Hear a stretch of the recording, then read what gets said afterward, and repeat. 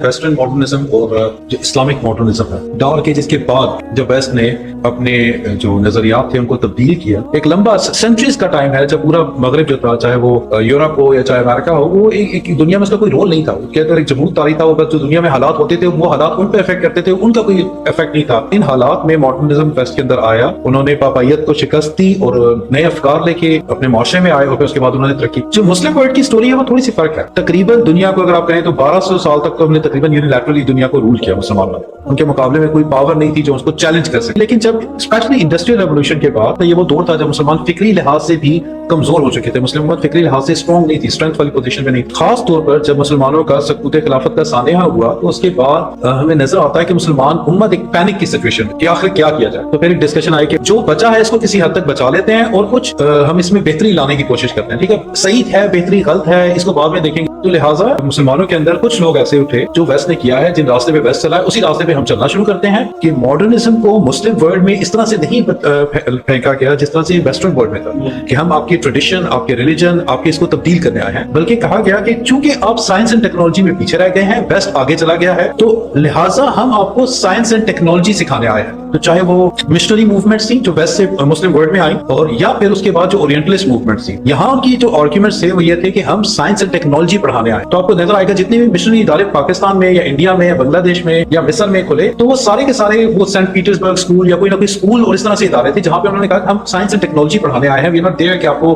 आपके अकीदे को अफेक्ट करे या कोई। सब कॉन्टिनेंट में हमें नजर आता है कि जो मेजर डोमिनेंट आइडिया था कि मुसलमान इस खित्ते में हुक्मरान थे, अंग्रेज आए और उन्होंने मुसलमानों को हटाकर इस खित्ते पर अपनी हुक्मरानी कर ली। इन गासिबों को हमने हटाना है। तो हमें नजर आता है कि जितनी भी 1857 से पहले की जितनी भी तहरीकें थी, सबका कॉन्सेप्ट यही था कि हमने जो है अंग्रेजों से निजात हासिल करनी है, अंग्रेजों को निकालना। 1857 के बाद वो लोग जिनके हाथ में मुसलमानों की लीडरशिप थी वो आइदर कत्ल कर दिए गए, लटका दिए गए, या फिर उनमें से कुछ तबकात ऐसे थे जिन्होंने ये सोचना शुरू कर दिया कि अब हम अंग्रेज को नहीं हटा सकते। तो ये वो टाइम था जब सब कॉन्टिनेंट के अंदर मॉडर्निज्म को एक लिहाज से एक जिला में